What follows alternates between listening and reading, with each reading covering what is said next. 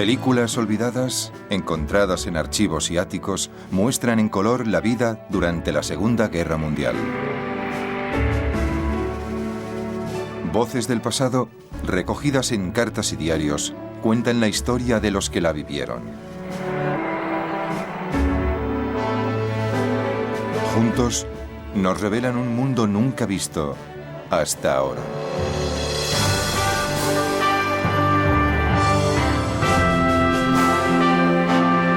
La guerra en color, la historia canadiense. Rumores de guerra.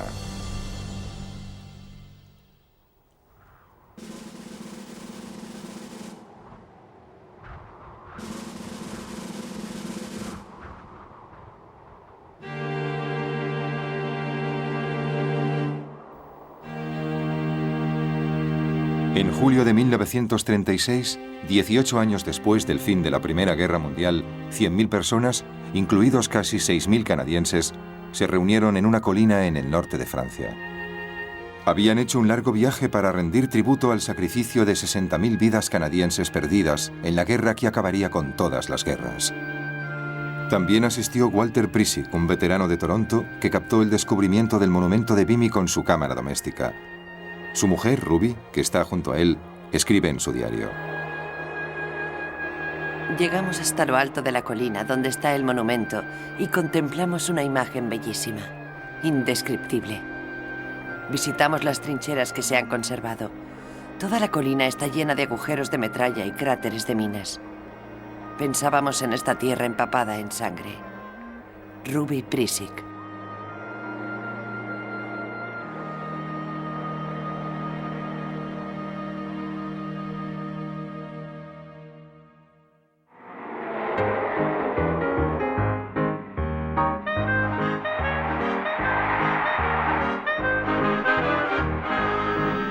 Al otro lado del océano, en Canadá, lo que menos quieren recordar los canadienses es la oscura guerra. Lo único que desean es seguir adelante y vivir.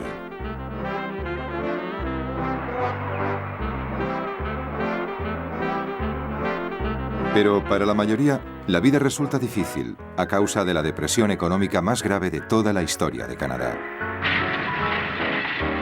Son los sucios años 30 y la suciedad se pega a todo. Muy señor mío, le escribo como último recurso para ver si con su ayuda consigo un puesto de trabajo y puedo mantenerme por fin después de 2 años. Lo cierto es que me veo morir de hambre. Señor primer ministro, con toda mi humildad aprovecho la ocasión de escribirle esta carta para pedirle que mande a buscar la ropa interior que hay en el pedido de Eaton. Mi marido sufre de neuritis. A veces se pone muy enfermo. He zurcido y puesto parches a sus camisetas viejas. Antes de deshonrar a mi familia, a mí mismo o a Dios, prefiero tirarme al mar. Si usted no puede ayudarme, no sé qué voy a hacer.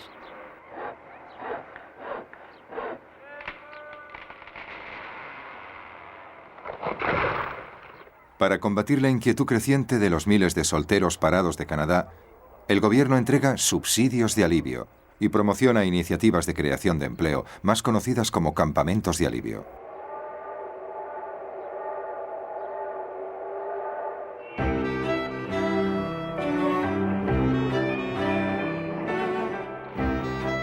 En sus viajes por Europa, Marion Walwyn, agente de viajes de Blue Veil, Ontario, capta imágenes idílicas de Alemania.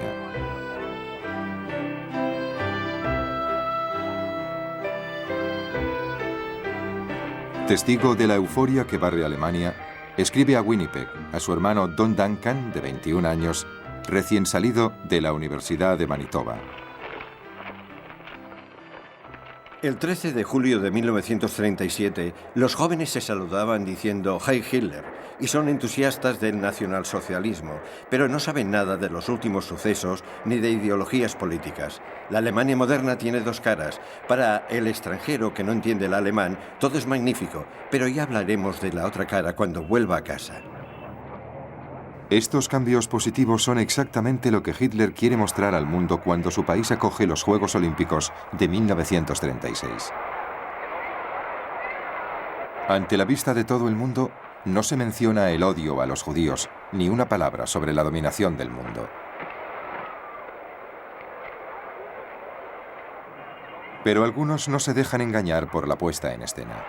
En las gradas, el corresponsal del Toronto Star, Matthew Holton, que posteriormente sería una de las voces de la guerra para la CBC, ve a los nazis tal como son. Hitler, Goering, Goebbels, Hess, Himmler.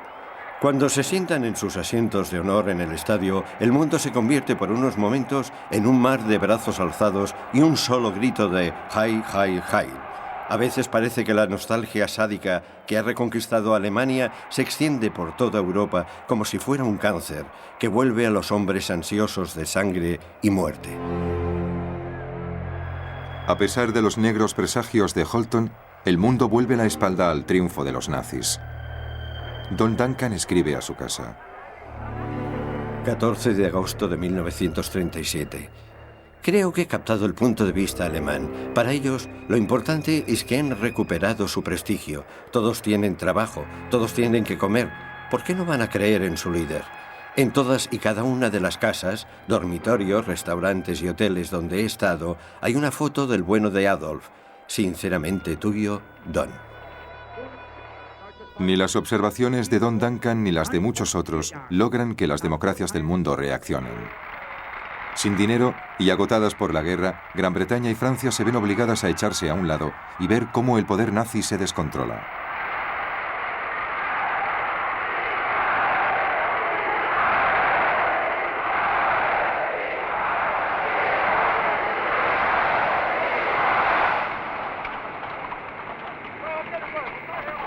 Y en Canadá, a finales de la década de los 30, la máxima preocupación del país es la recuperación económica. Una respuesta es la construcción de la primera autopista de 4 carriles de Canadá, la autopista Reina Isabel. La autopista se termina en mayo de 1939, justo a tiempo para la visita de los reyes de Inglaterra. Esta visita, organizada por los poderes ingleses con el fin de reunir apoyos para la guerra cada vez más cercana, es la primera vez que un monarca reinante pone el pie en Canadá y los canadienses se enamoran a primera vista. Para un país que busca con desesperación algo que celebrar, la llegada del rey Jorge VI y la reina Isabel es la excusa perfecta para tirar la casa por la ventana. Millones de personas hacen cola por las calles para verles. Ver a Collins Webb de Calgary. Desde el principio seguimos con mucho interés la gira real que proponían, pero yo, personalmente, creía que era un cuento de hadas, un sueño imposible, más o menos. Según parece, las hadas se reunieron en secreto y votaron que sí. Lillian Koo, de la Prensa Libre de Winnipeg, el 24 de mayo de 1939. He visto a la reina y estoy tan emocionada que casi no puedo escribir. Desde el este de Canadá habían llegado descripciones de su majestad, pero ninguna la había descrito del todo. Es tan humana, tan linda y tan natural.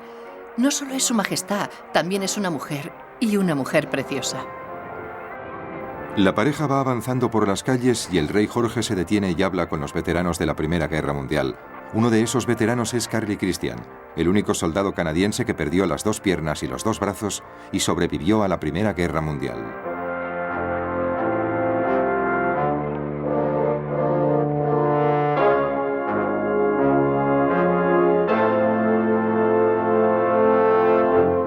Mientras los canadienses están de celebración, la bestia de Hitler ha roto los barrotes de su jaula.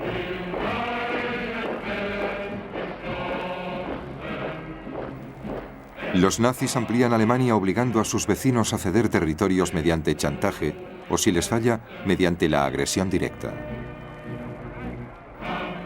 El 1 de septiembre de 1939, después de devorar Austria y Checoslovaquia, Alemania entra a paso de marcha en Polonia.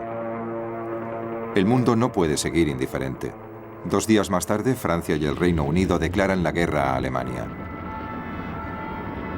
Desde Montreal, Percy Jacobson, un vendedor de muebles de oficina, reflexiona sobre la locura del mundo. Durante años, a la gente corriente de todo el mundo nos avisaron nuestros profetas y no hemos hecho nada.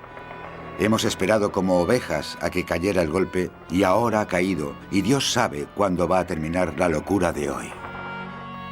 El 10 de septiembre de 1939, una semana después de la declaración de guerra de Gran Bretaña y Francia, William Lyon Mackenzie King, primer ministro de Canadá, consigue el apoyo del Parlamento para colaborar en la guerra.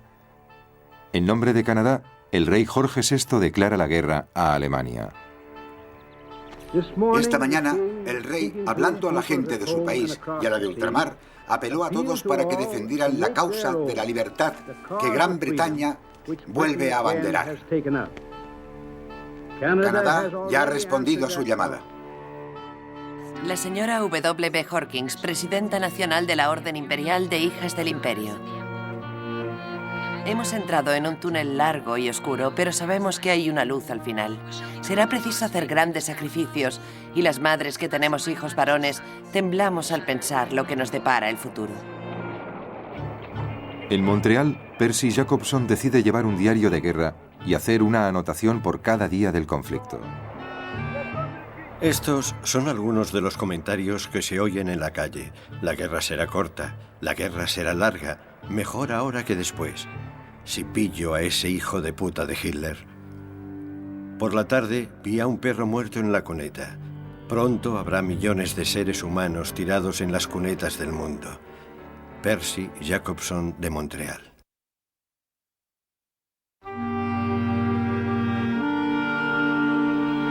En 1939, una vez declarada la guerra a Alemania, un lechero de Hamilton, Ontario, llamado Earl Clark, usa su cámara doméstica para rodar un cuento didáctico sobre la guerra. La película profundiza en los miedos de los demás.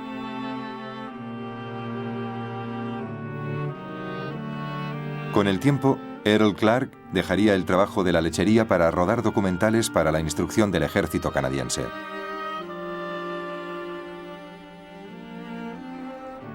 Con un ejército de solo 10.000 soldados de tierra, mar y aire en tiempo de paz, el primer ministro de Canadá, Mackenzie King, apela a los hijos de Canadá.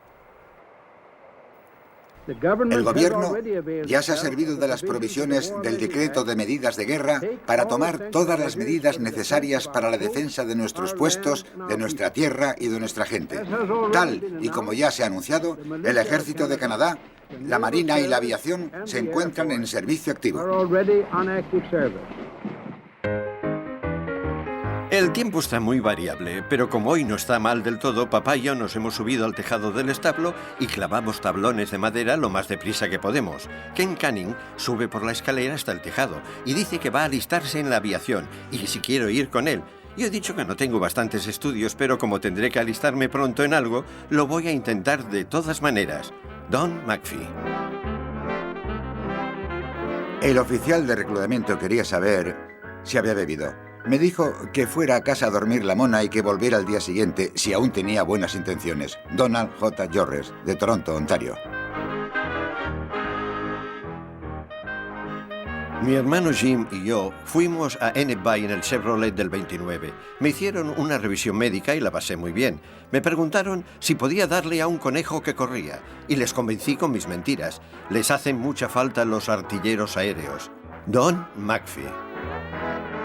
Ansiosos por escapar de las garras del desempleo, miles de hombres de todo el país responden a la petición de voluntarios. Otros que tienen la suerte de tener un trabajo lo dejan patrióticamente para alistarse. En Vernon, en la Columbia Británica, empieza la instrucción.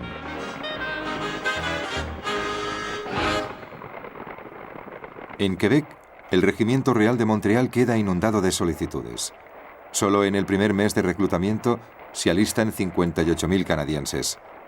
Más de 10 veces la cantidad de soldados del ejército canadiense habitual en tiempo de paz. Pero todavía hacen falta más, y muchos se preguntan si bastará con los voluntarios para cubrir esa necesidad. Los canadienses no se ponen de acuerdo sobre si hay que obligar a los hombres a alistarse para ir a ultramar. En Quebec, los franco-canadienses, aunque no están contra la guerra, se oponen firmemente al alistamiento obligatorio. Los canadienses de todo el país participan en el debate. Honorable Ernest Lapointe, ministro de Justicia. Creo que en este momento hay dos corrientes extremas de opinión que debemos evitar y que nos llevarán a la desunión en Canadá. La provincia de Quebec nunca consentirá en aceptar el servicio obligatorio fuera de Canadá. Estoy autorizado por mis colegas de gabinete de la provincia de Quebec para decir que nunca seremos miembros de un gobierno que intente imponerlo. ¿Ha quedado claro? El Crónica de Quebec del 11 de septiembre de 1939 dice en su editorial: por el buen nombre de Canadá, confesamos que estamos contentos de que el Parlamento haya decidido declarar la guerra a Alemania. Norma Castov, de Montreal. Aquí hay mucha población, 1,25 millones de habitantes, pero una gran parte de ellos no llevan uniforme y parece que no saben que estamos en guerra o no les importa. Parece que creen... M. A. Sanderson.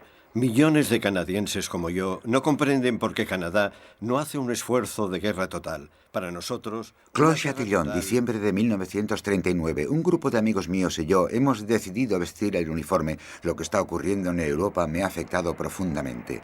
Es una realidad que ya no puedo ignorar.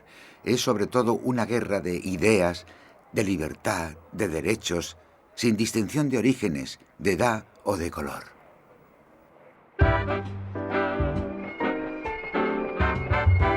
Dejando aparte los argumentos, Canadá tiene que dar instrucción a sus reclutas y aparecen campamentos por todo el país.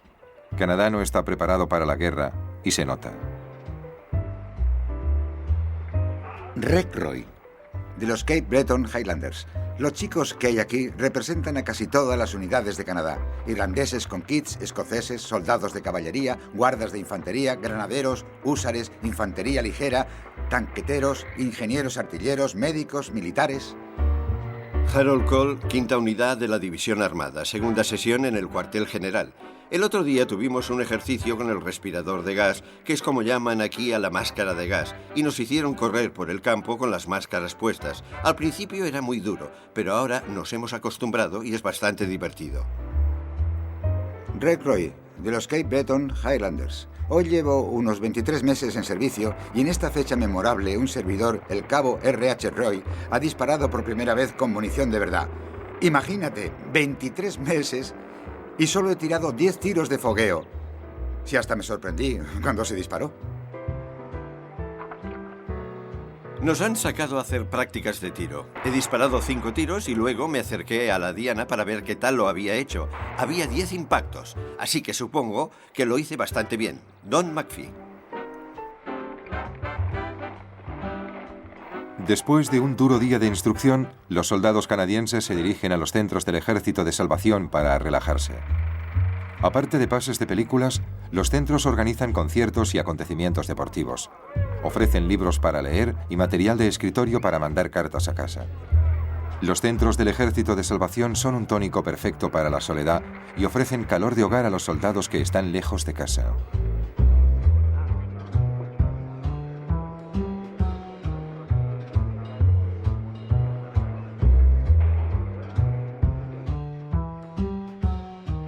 Algunos, como Mo Washart, de Montreal, frustrados por este círculo de instrucción y distracción, irían de buena gana a luchar al otro lado del mar.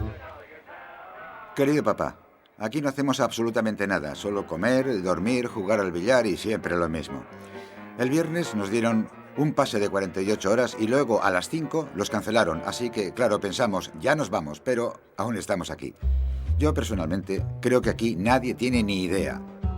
Mo Washart, RCAF.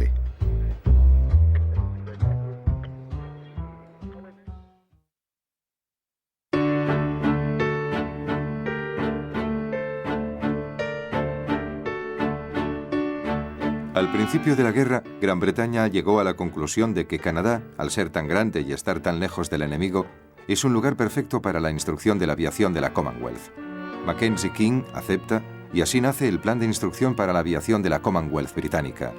Durante la guerra, muchas bases por todo el país forman a unos 130.000 pilotos aéreos, la mitad canadienses y la otra mitad de todo el mundo.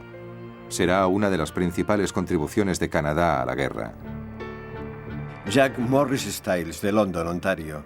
Querida mamá, hoy hemos volado por primera vez. Ha sido maravilloso. Estamos guapísimos con el traje de piloto. Ojalá pudieras verme.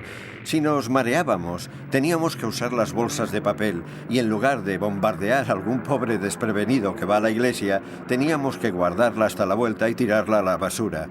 Hemos empezado volando a 900 metros. Entonces decides que tienes el estómago sólido y empiezas a mirar hacia abajo. ¿Qué es ese campo de ahí abajo con edificios? No es ningún campo, chico. Es el aeropuerto de Kirchner. Caray. No, en serio, ha sido genial. Tu hijo que te quiere y que no se ha mareado, Jack.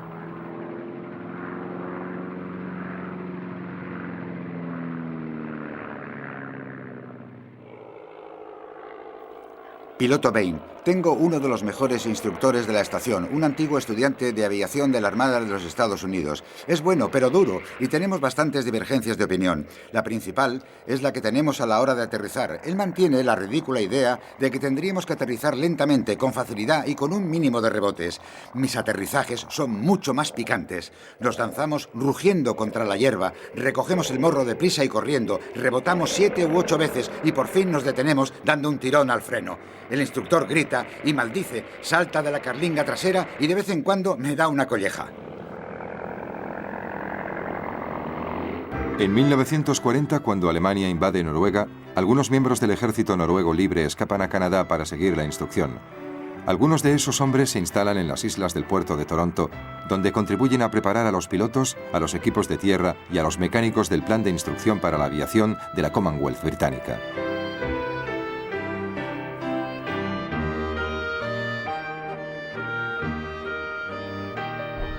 La princesa Margaret de Noruega asiste al bautismo de los aviones suministrados por las Fuerzas Aéreas Reales canadienses.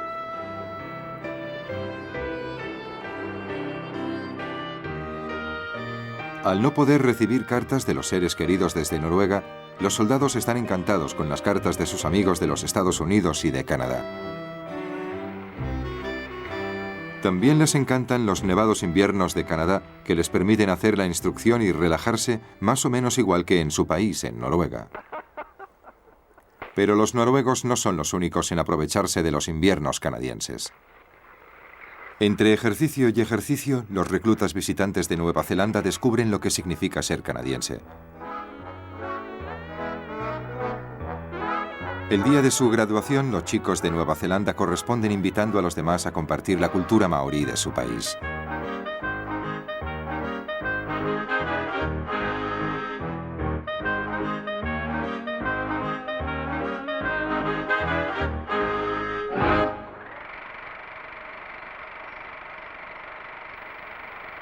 Se acerca el momento de partir para ultramar y las familias se enfrentan a la inevitable separación.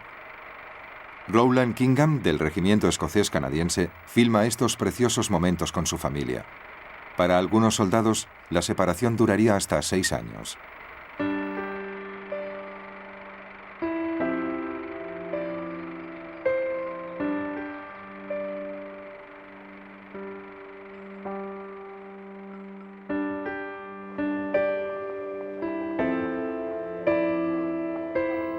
En un intento de preservar el curso normal de la vida, muchos, como Baxter Richet de Quebec, se casan con sus novias.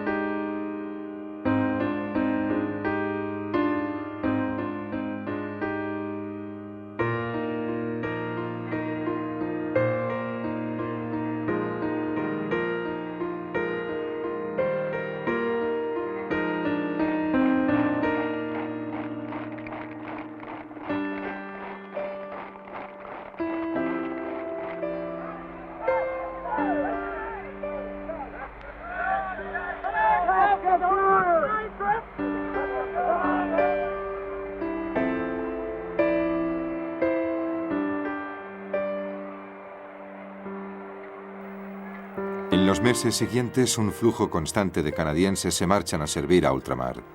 En Montreal, el vendedor de muebles Percy Jacobson se vuelve hacia su diario pensando en su propio hijo, Joe. Él tendrá que decidir y saber cuál es su deber con respecto a la guerra. Es un buen chico. Lo siento muchísimo por él, porque decida lo que decida, resultará muy difícil.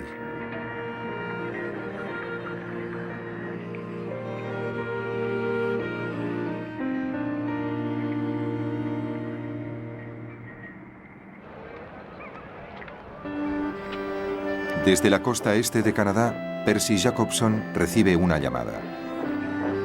Joe ha llamado desde Nueva Escocia. Ya sabemos lo que significa eso. Preparado para irse a ultramar. No le permiten decir nada de eso. Su madre estaba en el teléfono de arriba y le dijimos las 4 tonterías de siempre. Y terminamos con el típico buena suerte. Lo que yo quería decirle era: Dios te bendiga, hijo mío. Cumple tu misión y vuelve con nosotros, sano de cuerpo y alma.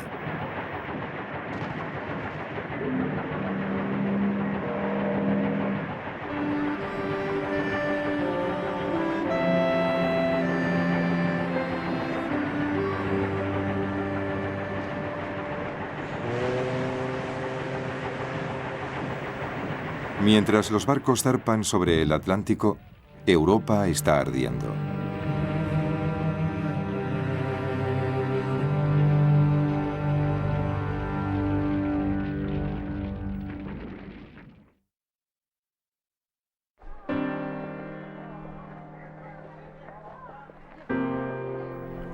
En un pequeño pueblo de la campiña polaca se pone en marcha el plan de Hitler para resolver la cuestión judía. Anexo al párrafo 1 del edicto del Führer y canciller del Reich sobre la administración de los territorios polacos ocupados. Todos los judíos de más de 10 años de edad están obligados a llevar en la manga derecha de su ropa interior y exterior una banda blanca de por lo menos 10 centímetros de ancho con la estrella de David, bajo pena de prisión. En Canadá, pocos pueden creer los rumores de la persecución que tiene lugar en los rincones más oscuros de Europa.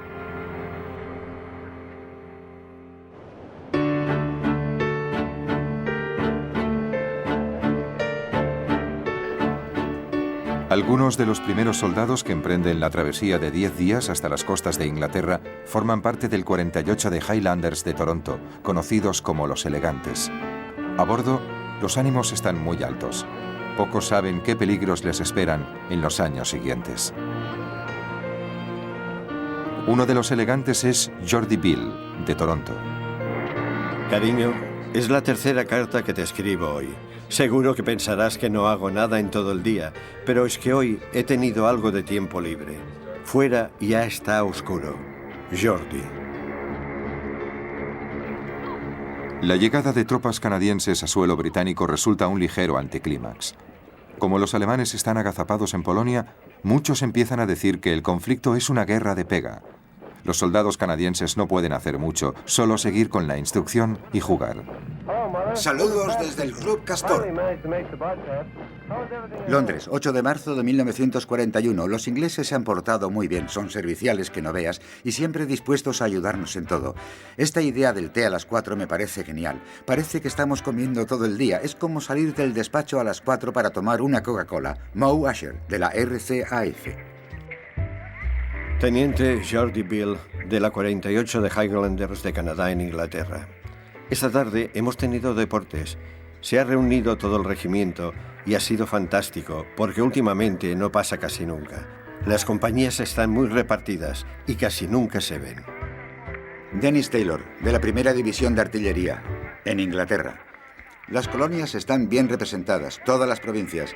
Aquí hay gente de muchas razas y lenguas distintas. Me sorprende un poco la edad. Hay muchos que no llegan a los 20.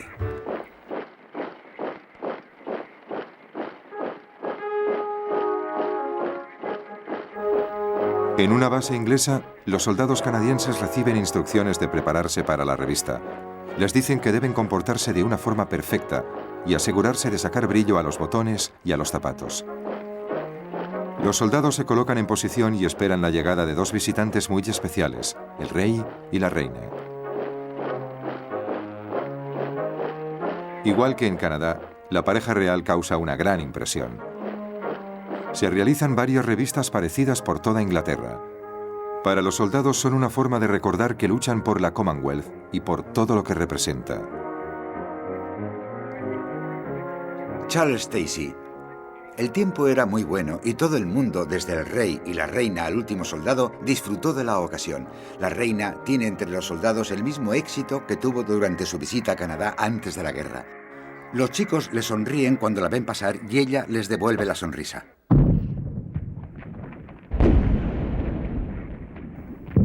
En mayo de 1940, la calma de la guerra de Pega se rompe definitivamente cuando Alemania invade los Países Bajos y Francia. Los defensores franceses y británicos se ven obligados a retroceder hasta las frías aguas del canal, hasta el pueblo costero de Dunkerque. 300.000 soldados franceses y británicos deben ser rescatados, pero la Armada Real no tiene barcos suficientes para hacerlo. Se emite un llamamiento a todos los barcos que hay en Gran Bretaña, tanto si son marineros como no. Como un milagro, casi todos los 300.000 soldados regresan sanos y salvos a Inglaterra gracias a la llamada Brigada de la Bañera. La evacuación de Dunkerque se convierte en una de las mayores misiones de rescate de la historia. Norman Battlesby. Estos últimos 4 días han sido un infierno, evacuando a las tropas británicas, francesas y belgas de Dunkerque. Había sangre por todas partes. Vi a un soldado británico con la cabeza colgando. En la confusión, 47 canadienses de la nave HMCS Fraser perecen trágicamente cuando en un accidente un crucero británico parte el destructor. 68.000 soldados británicos resultan muertos, heridos o capturados. A los pocos días de la evacuación de Dunkerque, Francia se rinde a Alemania. La Commonwealth británica queda sola luchando contra los nazis. Percy Jacobson de Montreal. Esta tarde estaba oyendo a la Filarmónica de Nueva York tocar la Sinfonía número 347 en Do mayor de Mozart y la Sinfonía en Re menor de Franck. Han interpretado de maravilla, pero no sé por qué no me ha llegado. Las he encontrado aburridas y sin sentido. Mientras estaba escuchando, se me ha ocurrido de repente pensar, ¿y si ganan los alemanes? Con solo 45 kilómetros de agua entre Inglaterra y las fuerzas de Hitler, la defensa doméstica británica resulta crucial. Miembros voluntarios de la Guardia Británica patrullan los ríos, los aeropuertos, las estaciones de tren y las costas. Construyen búnkers de cemento y ponen obstáculos antitanques y cercas de alambres espinosos en las playas. Se preparan para los aterrizajes y construyen refugios antiaéreos.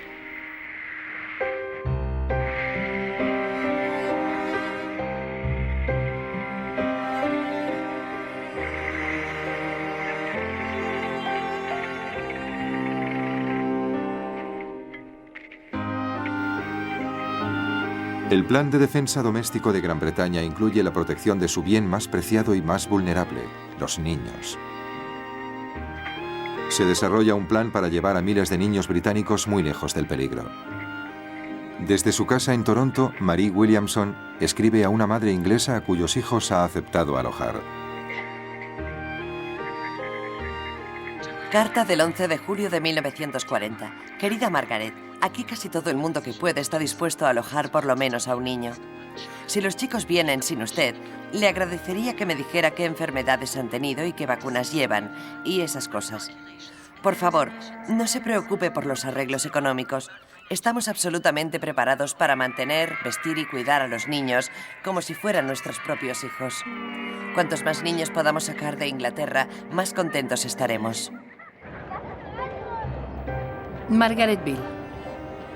Estaba muy nublado, pero nos quedamos en cubierta y vimos cómo la costa se iba alejando. Estoy en un camarote muy chiquito, con Jean y 2 niñas más pequeñas. El barco no es demasiado grande, pero es muy bonito. Hacemos ejercicios con los botes de salvamento. Hay muchos chicos simpáticos a bordo. Las familias de acogida reciben a los niños en varios centros de todo el país. Los niños llegan a la Universidad de Toronto y a Branson Hall, una escuela privada femenina.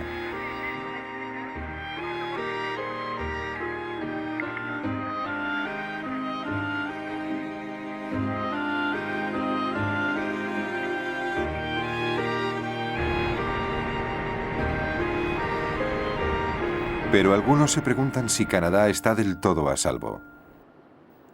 Por la autoridad del honorable F.R. Davis, presidente del Comité de Emergencia Civil de Nueva Escocia, se emite el siguiente aviso. Cuando suene la alarma de ataque aéreo, Primero, apagar las luces de la casa inmediatamente. Segundo, quedarse en casa y no acercarse a las ventanas. Tercero, ir al cuarto oscuro preparado... Carta de Charles Stacey del 14 de diciembre de 1941 desde Londres. Se me hace raro leer sobre prevención en caso de ataques antiaéreos en Canadá. No hay ni el más mínimo motivo para asustarse. Y algunos idiotas hablan... Creo que si los alemanes mandaran aviones a Ontario, hay muchas probabilidades de que los dirigieran a las plantas de energía y puntos vitales así. Sería lo más sensato. Marie Williamson, de Toronto. A pesar de la preocupación, ni una sola bomba nazi cae en territorio canadiense.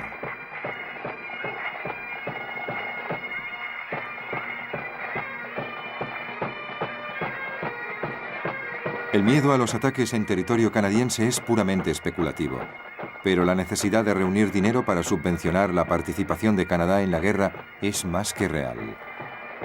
La venta de bonos de la victoria fue todo un éxito para financiar la Primera Guerra Mundial, y de nuevo Ottawa vuelve a recurrir a los bonos de la victoria.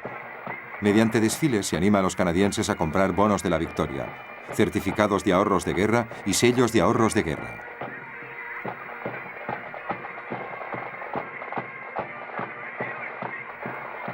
Además de reunir dinero, los desfiles también sirven para captar el interés y hacer publicidad del papel de Canadá en el esfuerzo de la guerra.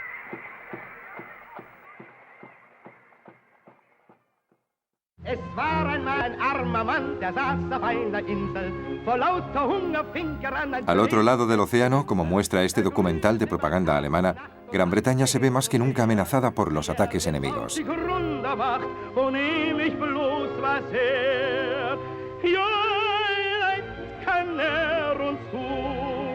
John Bull, was machst du nun?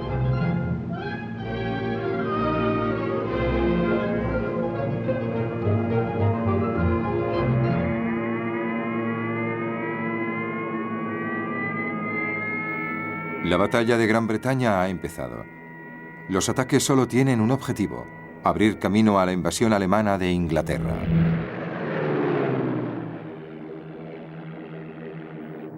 Soldado Edgar Jameson. Ha habido mucha actividad aérea esta semana pasada.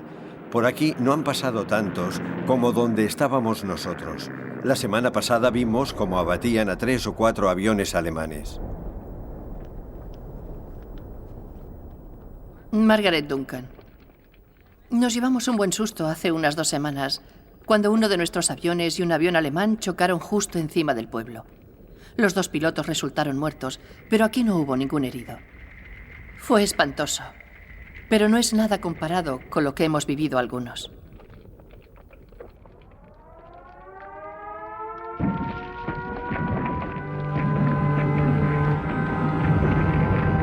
En Londres y en otras ciudades británicas se desata el infierno. Las fuerzas aéreas de Hitler reciben instrucciones de bombardear indiscriminadamente las ciudades y matar a quien esté a la vista.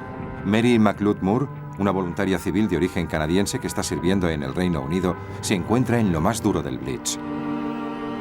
En Londres acabamos de vivir 7 ataques aéreos en 24 horas. No sé si te haces idea de lo que es eso.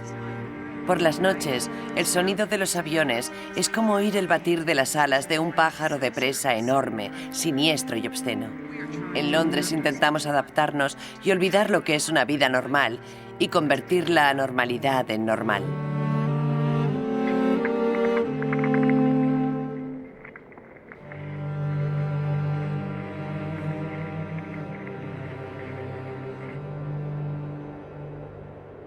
Entre las ruinas, el 48 de Highlanders de Canadá sigue con su instrucción. Charles Stacey. Un regimiento de Highlanders canadienses hacía de enemigo aéreo que atacaba una posición defendida por la Guardia Británica. Luchaban por las ruinas que habían quedado del incendio que se declaró justo después de que yo llegara a este país. Se disparó mucha artillería de fogueo y todos quedaron contentos, incluso un oficial al que hirieron en la oreja. Richard Hanson, el líder interino del Partido Conservador de Canadá, escribe a Mackenzie King. Estoy seguro de que comprenderá que tengo la responsabilidad de mantenerme plenamente informado de la situación en todos los escenarios de la guerra. Es absolutamente necesario que vaya a Inglaterra, acompañado por algunos de mis colegas para ver la situación de primera mano. Uno de los que acompañan a Richard Hanson en su viaje es el representante conservador de Nueva Brunswick en el Parlamento canadiense, Leonard O'Brien, que se detiene a inspeccionar a unos paisanos suyos, el regimiento de North Shore, el orgullo de Nueva Brunswick. En una de sus visitas a Chequers, la residencia de Churchill, O'Brien se lleva la cámara doméstica. Carta de Leonard O'Brien a Chequers como invitados del primer ministro Churchill. Nos permitió rodar una película y comentó que era la primera vez que le retrataban con ropa de deporte. Me dijo que mirara a la cámara. Le contesté que prefería mirarle a él, que la cámara podía verla cuanto quisiera. Me contestó, ¿qué prefiere, mirarme a mí? La necesidad de mandar a los niños ingleses a Canadá es más urgente que nunca. Beryl Mayat es una entre muchos otros. Apreciada señora, le informo que su hija Beryl Mayat ha sido aceptada para ser evacuada a ultramar. Debe dirigirse a Liverpool para salir desde allí hacia Canadá. Por el interés de los niños es absolutamente esencial que se dé la mínima publicidad posible al puerto de embarque y a la fecha de inicio del viaje. Atentamente, F.S. Salin, Plan para la acogida de niños en ultramar. Jeffrey Shakespeare, Plan para la acogida de niños en ultramar. Ver a esos cientos de niños pequeños subiendo por la pasarela, agarrando unas bolsas de equipaje más grandes que ellos. Algunos echaban de menos su casa, muchos daban muestras de agotamiento por falta de sueño, por los ataques aéreos. Aunque en total hemos enviado oficialmente o semioficialmente a 3.500 niños, creo que solamente en Canadá podrían haber acogido a 200.000 niños. A bordo del Volendam, uno de los barcos que transportan niños ingleses a Canadá, está Marion Walwyn, una agente de viajes de Bluebale, Ontario, que guiaba rutas por la Alemania de preguerra. Vi que eran casi las 11 y pensé en volver al camarote y prepararme para ir a dormir. Cuando iba a meterme en la bañera oí la explosión. El barco dio una sacudida, tembló y luego se inclinó un poco. Nos habían torpedeado. No podía ser. Marion Walwyn consigue llevar a 320 niños a un lugar seguro.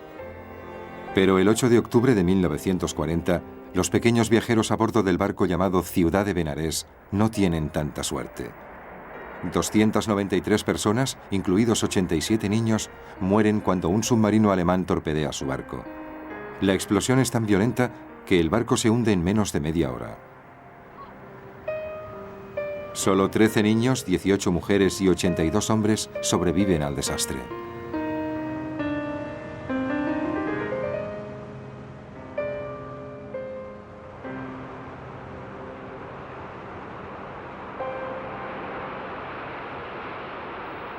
Beryl Mayat, uno de los niños del Ciudad de Benarés, se pierde en el mar y el plan para la acogida de niños en ultramar se da por terminado.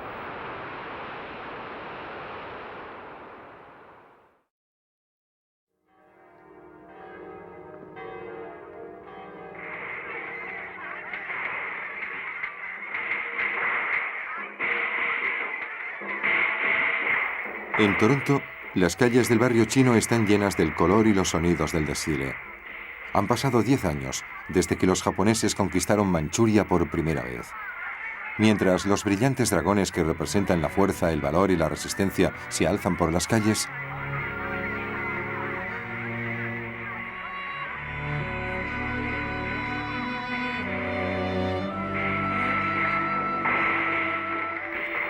sus amigos y parientes en China sufren un severo ataque japonés.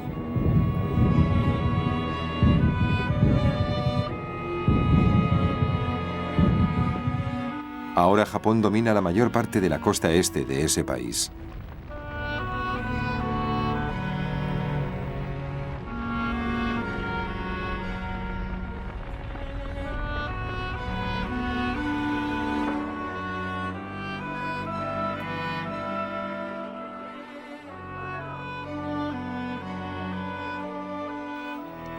Mirando al sur, vuelven la vista hacia la preciada colonia británica de Hong Kong. En un esfuerzo por disuadir a los japoneses de su ataque, Canadá envía a los rifles reales canadienses de Quebec y a los granaderos de Winnipeg. Por motivos de seguridad, a ninguno de ellos se le informa de su destino ni de su misión. Poco después de que las tropas canadienses lleguen a Hong Kong, un trágico incidente a unos 9.000 kilómetros de allí convence a los Estados Unidos para entrar en la guerra.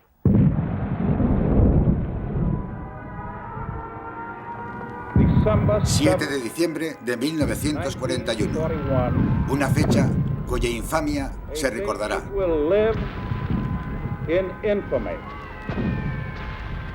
Los Estados Unidos de América han sido atacados de forma repentina y deliberada por las fuerzas navales y aéreas del Imperio japonés. En solo 90 minutos mueren más de 2.000 estadounidenses. En menos de 24 horas, las fuerzas aliadas, que ahora incluyen a los Estados Unidos, declaran la guerra a Japón. En Alemania, Hitler declara la guerra rápidamente a los Estados Unidos.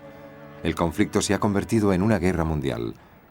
Desde un campo de instrucción en Toronto, Don Duncan, el graduado de la Universidad de Manitoba, que 4 años atrás había paseado por las calles de Alemania y observado la ascensión de los nazis, está ahora dispuesto a servir a su país frente a un segundo enemigo. Nos acaba de llegar la noticia de que Japón está atacando Pearl Harbor y Manila. Lo que va a ocurrir la próxima semana no lo sabe nadie. Ese mismo día, las calles y avenidas fluviales de Hong Kong vibran con el flujo diario del tráfico y el comercio. Pero al cabo de pocas horas, el ritmo de la ciudad se ve sacudido por los crueles ataques japoneses. Los rifles reales de Canadá y los granaderos de Winnipeg son las primeras unidades canadienses que luchan en la Segunda Guerra Mundial. Los resultados son desastrosos. Como las 2 unidades han sido enviadas solamente para reforzar la defensa de la colonia británica, los soldados no están ni equipados ni entrenados para la lucha. Algunos nunca han disparado una ametralladora. De los 2.000 soldados enviados, 290 caen muertos en combate, 493 caen heridos. Casi 1.700 supervivientes van a parar a los campos de prisioneros. En todas partes es Navidad.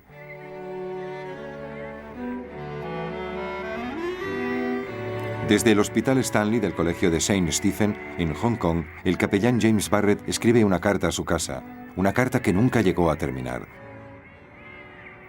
Entre las 5 y las 6, mientras me preparaba para celebrar la misa de Navidad, las tropas japonesas entraron en el hospital. Vi cómo clavaban bayonetas a los soldados heridos en sus camas.